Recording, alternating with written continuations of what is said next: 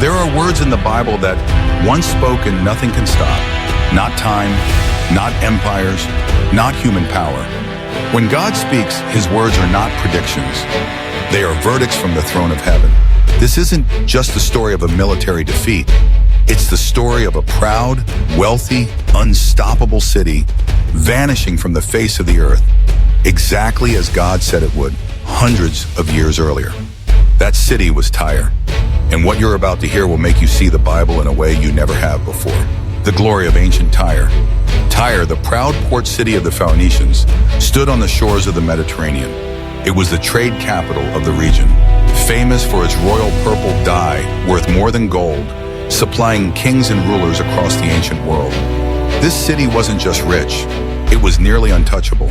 Massive stone walls, fortified harbors, and just off the coast, an island fortress guarded by some of the most skilled warriors in the region.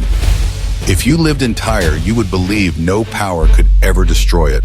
But God had other plans, because behind the splendor was pride, corruption, and a heart that declared, as Ezekiel 28 records, I am to sit on the throne of a God.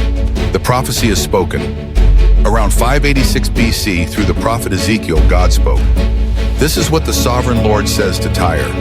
I am against you, Tyre, and I will bring many nations against you, like the sea casting up its waves.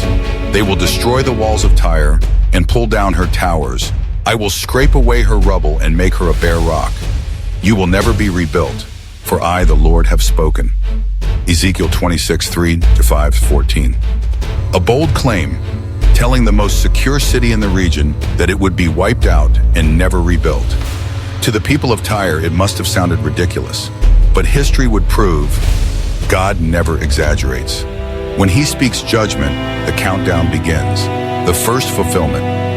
Not long after King Nebuchadnezzar of Babylon besieged Tyre for 13 long years. The mainland city was destroyed, but most of the people and treasure escaped to the island fortress just offshore. They thought they had beaten the prophecy, but God's word was still standing and waiting. The second and final blow. Over 200 years later, Alexander the Great marched toward Tyre. Unable to reach the island fortress, he gave a shocking order. Tear down the ruins of the old mainland city, stone by stone, and throw it into the sea, to build a causeway all the way to the island. When his army finally crossed, Tyre fell completely, and the prophecy came to life in terrifying detail.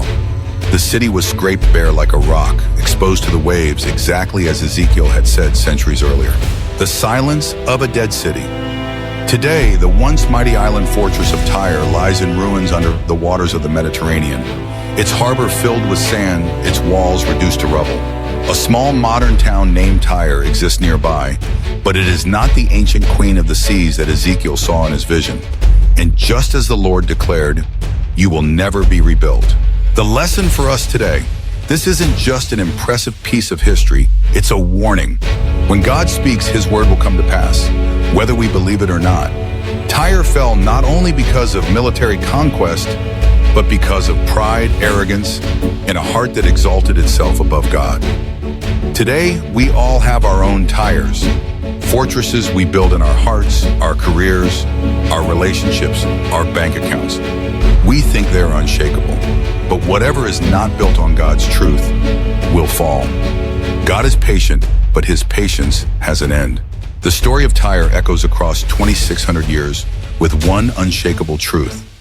God said it, and it happened. The question is, will you let him tear down your false fortress now while there is still mercy, or will you wait until the waves are already washing over your walls? If this story stirred something in you, don't let it fade. Here on Firm Verse Only, we uncover the power of a single verse and the God who always keeps his word. Subscribe so you won't miss the next time history and prophecy meet face to face. Now, I want to hear from you. If God's word could bring down the proudest city on earth, what could it do in your life if you truly believed it? Share your thoughts below and let's talk about it.